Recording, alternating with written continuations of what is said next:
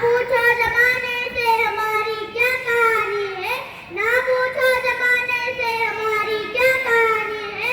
हमारी पहचान बस इतनी है कि हम सब हिंदुस्तानी है, कि हम सब हिंदुस्तानी है। सर्वांना माझा नमस्कार. माझे नाव राजनंदिनी राजेंद्र वाघ. मी आता दुसऱ्या वर्गात शिकत आहे.